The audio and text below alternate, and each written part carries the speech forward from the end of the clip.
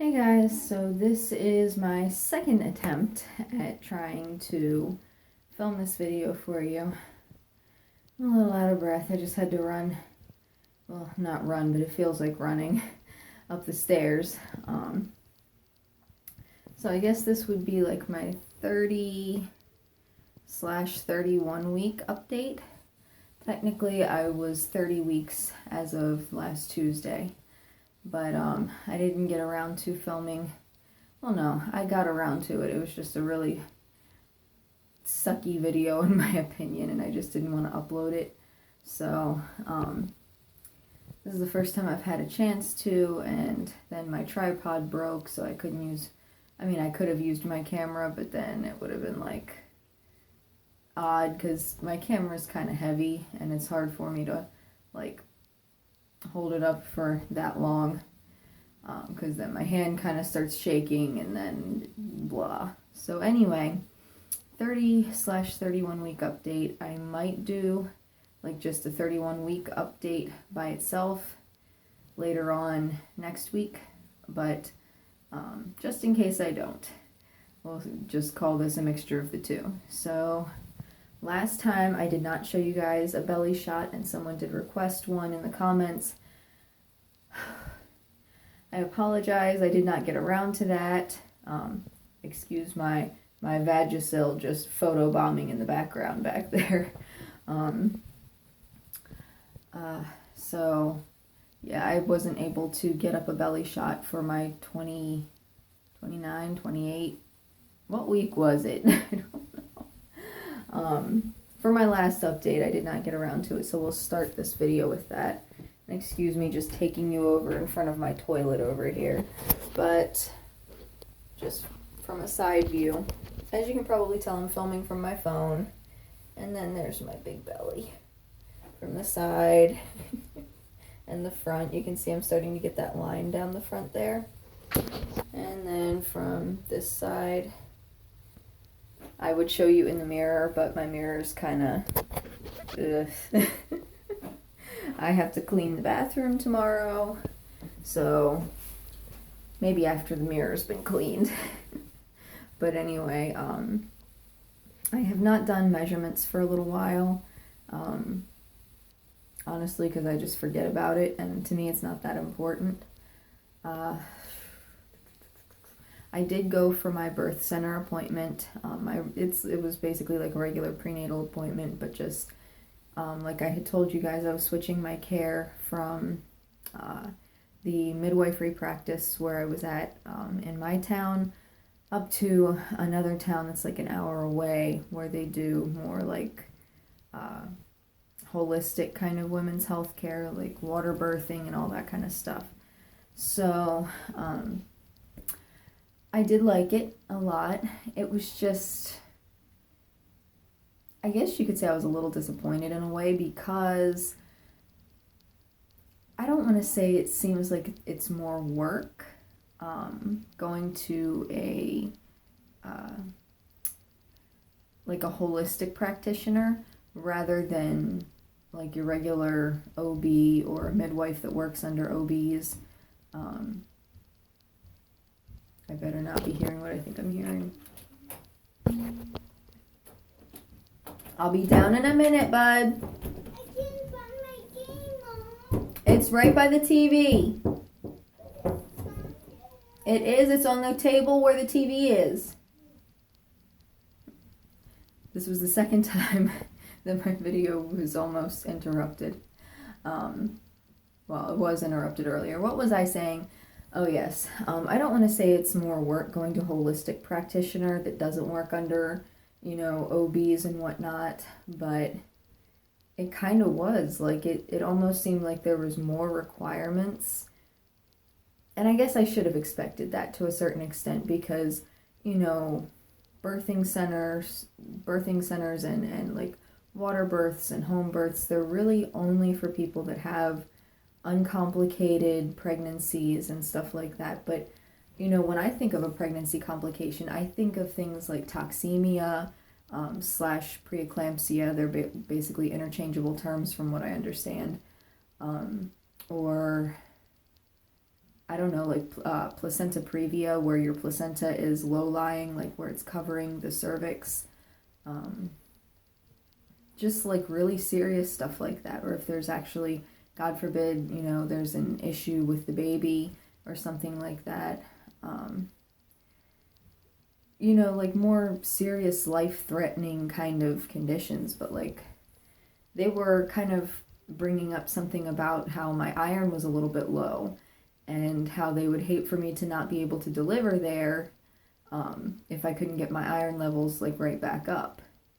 And I'm like, how is that such a serious medical condition, since like from what I gather at least 50% of pregnant women become anemic during pregnancy. Like you cannot tell me that you're turning down all these women that are, low iron. And my iron wasn't even that low. Like they said the normal number that they don't like to go under is 10.5. Mine was 10.2. It was 0.3 under what it was supposed to be. So it's not like I'm down at a 5 or something like that. Like I'm not fainting from anemia. I was just slightly low in my iron. So I don't understand what the issue with that is. Like I don't know if it's like an issue that they're afraid I might hemorrhage or something like that. But I mean, that seemed kind of silly.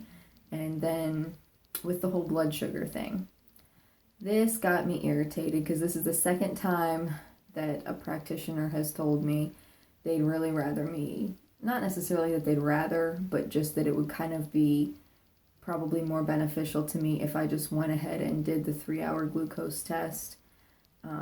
Just because if I don't and I just proceed like it is gestational diabetes and keep doing the finger pricks 4 times a day and all that kind of stuff, that they would have to literally label me as a gestational diabetic, and that kind of comes with its own can of worms in and of itself. Like there's closer monitoring. I would have to work under a maternal fetal specialist. He would probably want me to deliver a couple of weeks early and just all this stuff. And it's like, why would you disrupt a perfectly healthy, like, my sugar levels aren't off the charts. They're like, a normal blood sugar is anything 140 or under for a pregnant woman. When I went for my 1-hour glucose test, the result was 145. So again, I was just like barely over what it was supposed to be. And on a daily basis, the highest that my blood sugar might go on any given day, unless like I have a major, like if I chug a full glass of orange juice, have a bowl of cereal, a donut, some gummy worms, like I really have to pack in the sugar in order for it to like go up there.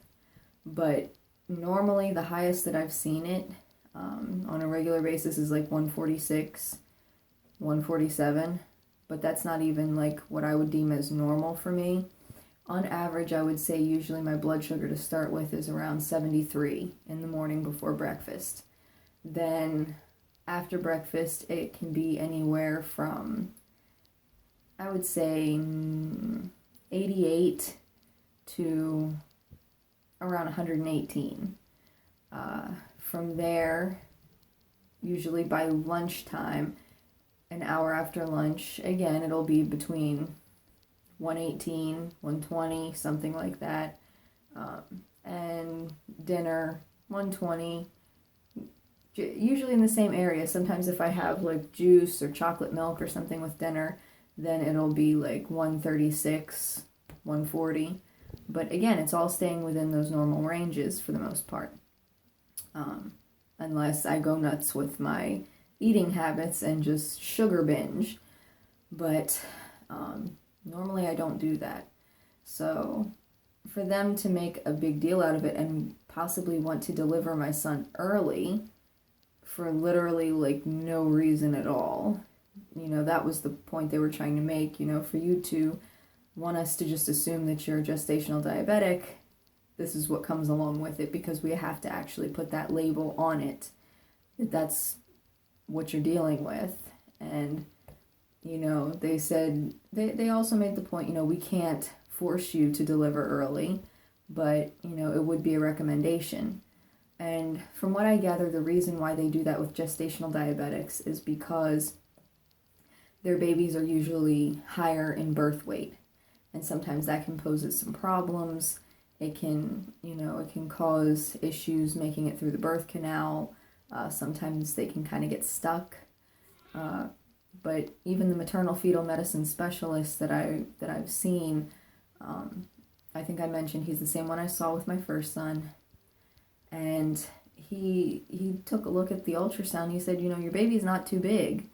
He's not underweight. He's not overweight. He's like perfect. At the last ultrasound, which was a few days, it was like a few days before I went to the birth center, he was weighing in at 3 pounds, 6 ounces.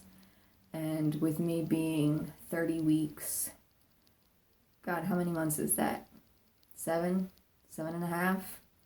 Must be 7 and a half, I think. And so, you know, that's actually right on target. That's a perfect weight for him right now. So he's like, I don't see any real inclinations necessarily that you are in fact a gestational diabetic. Lots of people fail that first 1 hour test. That's why we have a 3 hour. So I did, and you know, they said it's kind of just, you know, choosing the lesser of two evils at this point. You know that it's miserable going through the 3 hour test, but this is the can of worms that you're going to open if you decide to proceed with the rest of your pregnancy as if you were a gestational diabetic. So I did decide I'm going to go through with the 3 hour test. I'm just going to try and weather it out and, you know, just deal with it. I am on Zofran for nausea, which I'm sure many of you know, just as far as my background with my stomach condition, and then morning sickness and all that kind of stuff. So I've got Zofran, and I'll probably take some of that. I did double check with them first to make sure it was fine to take it, because you are supposed to fast for the 3 hour glucose test. And so I will be going ahead and doing that. I gotta schedule the appointment for it as of tomorrow, because it's not something that you can just walk in for. Like, you actually have to fast for it and all that kind of stuff ahead of time. So I've got to do that, and hopefully everything comes back normal for it. Because, I mean, if I can get out of sticking my fingers 4 times a day and I don't have to worry about going to the maternal fetal medicine specialist on a regular basis, and I don't have to worry about people trying to get me to induce labor or anything like that, I'd rather, you know, it is really the lesser of two evils at this point.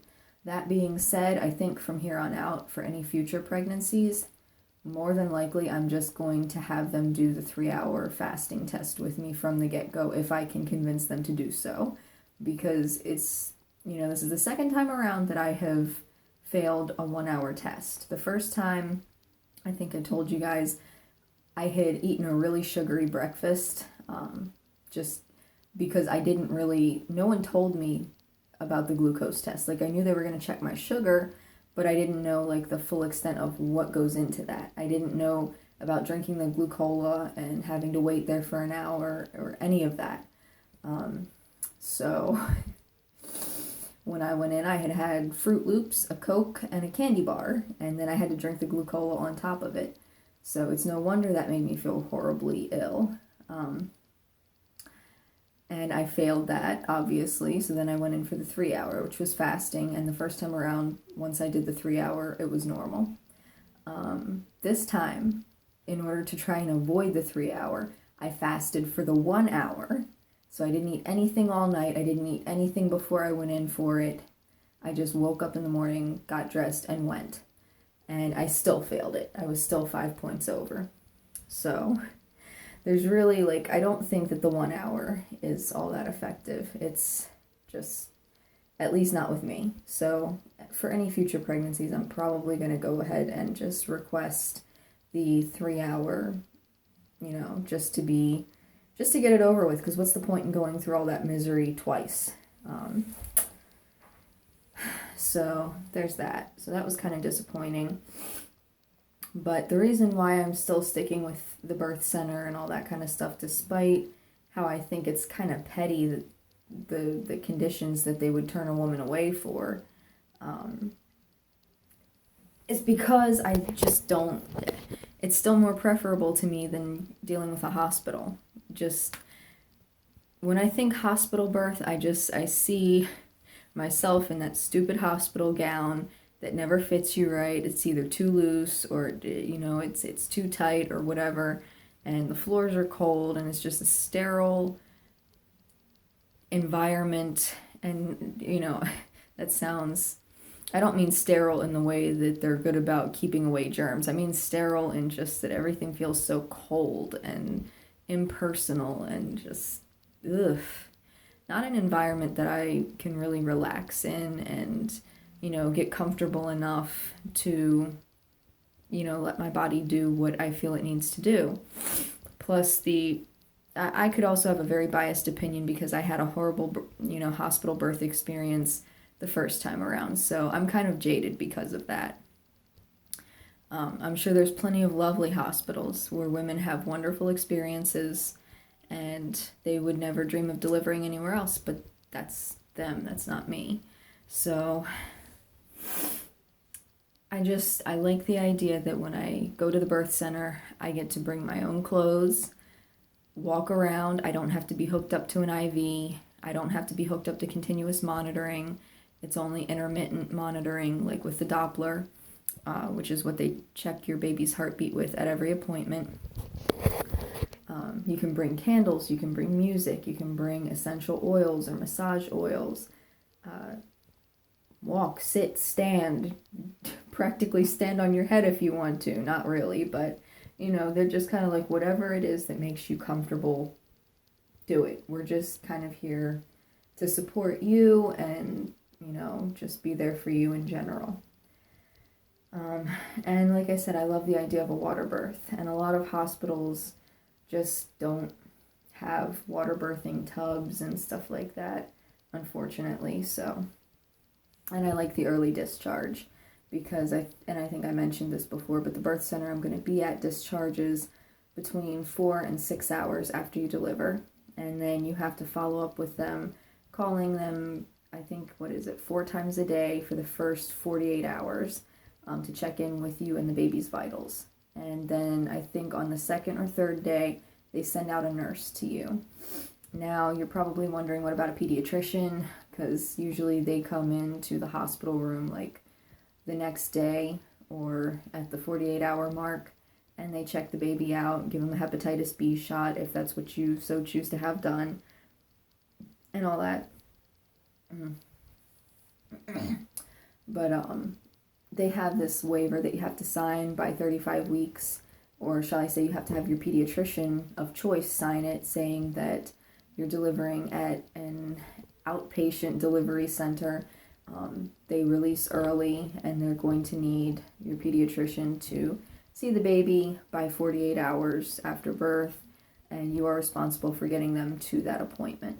So that's fine. That's not an issue. I'll just be probably taking him to the exact same place that I take my oldest son, and that takes care of that as far as the 48-hour thing.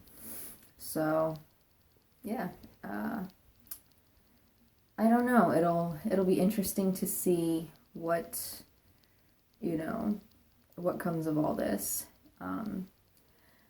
The only thing I can, like I said, the only thing that I can say that kind of turned me off about it was how I don't want to say petty but it just seemed like such small things that they can turn you down for with this particular birthing center. I don't know if they're all like that, or if it's just this particular one, but other than that, it seems like a lovely place to deliver, very comfy, very homey-like, and I'm really excited about it. Also, surprisingly, and I'd really like to double check this, my weight at my appointment was 112. Like at my 28-week appointment, I was 105.9 or 106 or something like that. And then at my 30-week appointment, I was 112.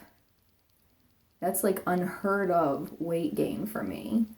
Like even when I was on the Apetamin and, eating well over 2,000 calories a day, I still could not pack weight on like that. So I don't know.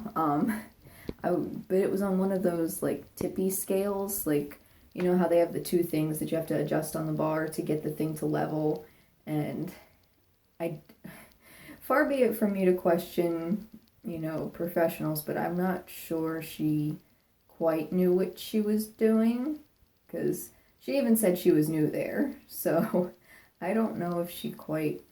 I mean, I could be wrong. I could have gained 6 pounds in 2 weeks, but I don't. Does it sound odd to say I don't feel like I did? Like I would think if you gain that much weight in that short of a period of time, you would kind of be able to, like you would feel it. You'd just feel heavier. And while my belly kind of feels a little bit heavier, but I mean, it feels heavier every week anyway, and has ever since I was like 4 months along. So I would like to double check that on a digital scale because that was what I was weighed on at my 28-week appointment. So I don't know, like I kind of want to go out and buy my own digital scale just so I can step on that and see what exactly is going on because it seems like that's kind of outlandish for me. I've never put on weight like that before. And I've checked for swelling because sometimes they say like it could be water retention and, be really careful because it could be toxemia and all this kind of stuff. My blood pressure is always really low. It's always like 90 or 100 over 50 or 60. At my last appointment, my blood pressure was great. No swelling in my ankles. My lower legs, like my calves, kind of get a little bit like I won't say they feel swollen, but they feel like really tense if I'm on my feet for like more than a couple of hours. But other than that, no signs of swelling or excess water retention or anything like that. But so unless my son put on 6 pounds in 2 weeks, which would be scary because that would put him at like over 9 pounds already.